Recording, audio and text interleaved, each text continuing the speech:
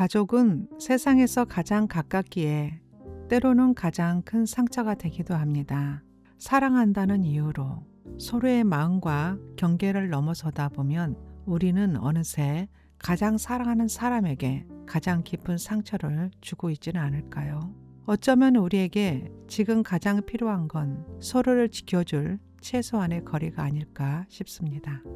여러분, 혹시 가족 간에도 건강한 거리두기가 필요하다는 말 들어보셨나요?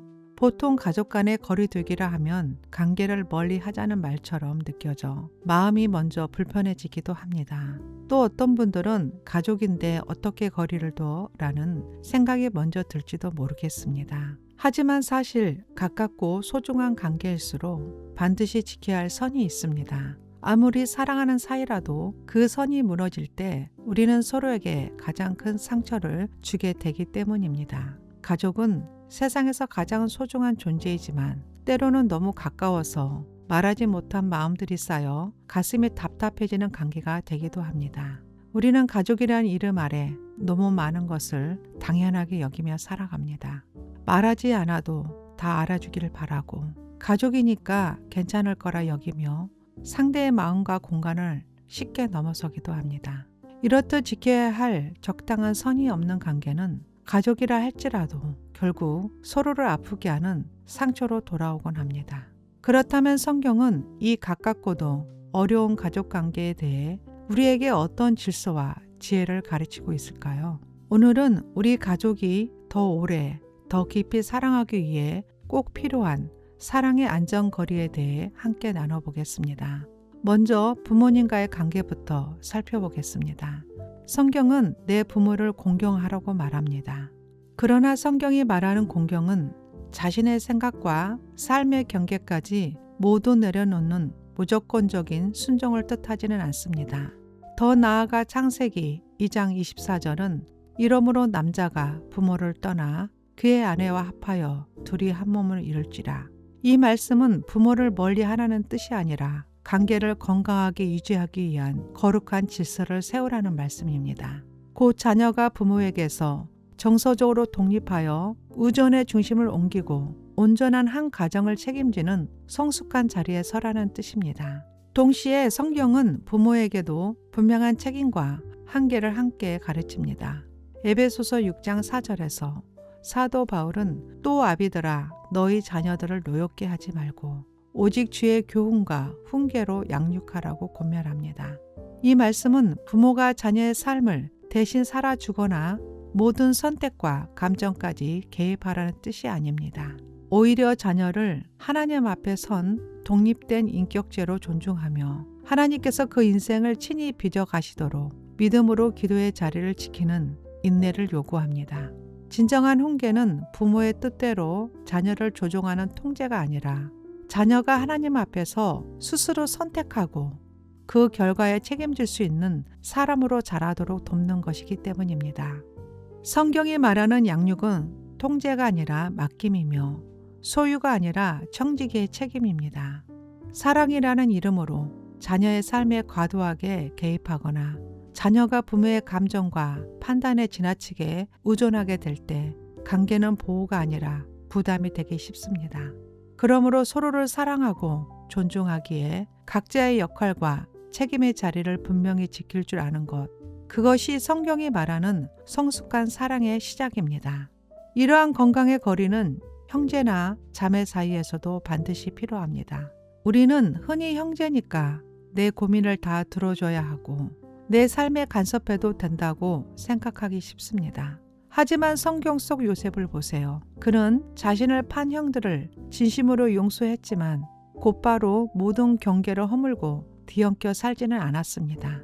그는 하나님이 주신 자신의 자리를 지켰고 형들이 변화될 때까지 일정한 거리를 두고 지켜보았습니다. 용서는 하되 관계의 질서가 회복될 때까지 기다릴 줄 알았던 것입니다. 물론 이 거리는 무관심이나 애면이 아닙니다. 간섭하지 않되 버리지 않았고 떨어져 있되 등을 돌리지 않았습니다. 잠언 25장 17절은 권면합니다. 너는 이웃의 집에 발을 자주 들여놓지 말라. 그가 너를 싫어하며 미워할까 두려우니라.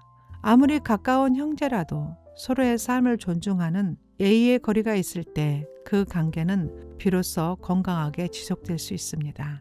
예수님도 사랑하는 사람들 곁에서 때로는 물러나 홀로 계시는 시간을 가지셨습니다.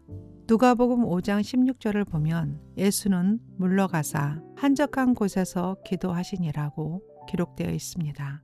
수많은 무리가 그분을 필요로 했지만 예수님은 사람들의 요구에 매몰되지 않으셨습니다. 오히려 홀로 하나님 앞에 머무는 시간을 통해 사랑의 근원이신 아버지로부터 힘을 공급받으셨습니다. 우리가 가족관계 안에서 쉽게 지치는 이유는 하나님께서 주시는 힘으로 채워지지 않은 채 서로에게서만 위로와 힘을 요구하며 얻으려 하기 때문입니다. 우리에게도 예수님처럼 하나님께로부터 신과 능력을 공급받으며 사랑을 끝까지 흘려보내기 위한 거룩한 거리가 필요합니다. 사랑하는 여러분, 성경은 사랑하되 무례히 행하지 말고 헌신하되 자신의 마음을 지키라고 말합니다. 잠언 4장 23절. 모든 지킬 만한 것 중에 더욱 내 마음을 지키라. 생명의 근원이 이에서 남이니라. 또한 시인이자 작가인 칼리 지브라는 사랑의 관계를 이렇게 표현했습니다. 그 내용을 그대로 읽어드리겠습니다. 나무들이 서로 좋다고 바짝 붙어 서 있으면 서로의 햇빛을 가려 오히려 성장을 더디게 한다. 함께 서 있되 거리를 두라. 그래야 하늘의 바람이 그대들 사이에서 춤출 수 있다. 사랑으로 사랑을 구속하지 말라. 이 말처럼 사랑하는 관계일수록 서로에게 숨쉴 공간을 내어줄 때 관계는 오래도록 건강하게 이어지고 사랑은 비로소 더 깊고 단단해집니다. 성경이 말하는 가족 간의 건강한 거리는 불순종이나 단절이 아닙니다. 오히려 가족에게 실망하거나 미워하지 않기 위해 그리고 끝까지 사랑하기 위해 하나님 앞에서 나 자신을 지키는 용기 있고 지혜로운 선택입니다. 이 사랑의 안전거리를 통해 여러분의 가정이 하나님 안에서 더 깊이 행복해지기를 소망합니다. 함께 기도하겠습니다. 가족 간의 건강한 거리를 위한 기도. 사랑과 평강의 하나님, 오늘 이 시간 가족이란 이름으로 인해 마음이 지치고 숨이 막힌 채 어디에도 털어놓지 못한 아픔을 안고 있는 이들을 주님 앞에 올려드립니다. 주님, 가족이기에 더 이해해줘야 한다고, 가족이기에 참아야 한다고 스스로를 다그치며 마음을 눌러왔던 시간들이 우리 안에 너무 많이 쌓여있지는 않았는지요. 사랑한다는 이유로 내 마음의 경계를 허물어버리고 상대의 감정과 기대를 감당하지 못한 채 지쳐있음을 주님 앞에 고백합니다. 이 시간 주님께서 우리에게 거룩한 지혜를 허락하여 주시옵소서. 사랑하되 억지로 감정을 삼키지 않게 하시고 헌신하되 나 자신의 마음을 잃지 않게 하옵소서. 가족 사이에도 지켜야 할 적당한 거리가 있음을 받아들이게 하시고 그 거리가 단절의 벽이 아니라 서로를 더 존중하고 오래 사랑하기 위한 지혜로운 선택임을 알게 하옵소서. 주님, 내가 모든 것을 책임지려 했던 마음을 내려놓고 가족의 주인 되시는 하나님께 그 자리를 맡겨드릴 수 있는 믿음을 주옵소서. 지금도 가족 관계로 인해 눈물을 흘리며 고민하는 이들의 마음을 위로하시고 억압이 아닌 자유함 속에서 서로를 다시 이해하고 사랑할 수 있는 힘을 덧입혀 주시옵소서. 우리의 관계를 아시는 주님께서 가족 간에 필요한 거리와 쉼을 허락하시고 그 안에서 사랑이 다시 숨쉬게 하실 것을 믿습니다. 우리의 삶의 모든 관계를 회복시키시는 예수 그리스도 이름으로 기도드립니다. 아멘.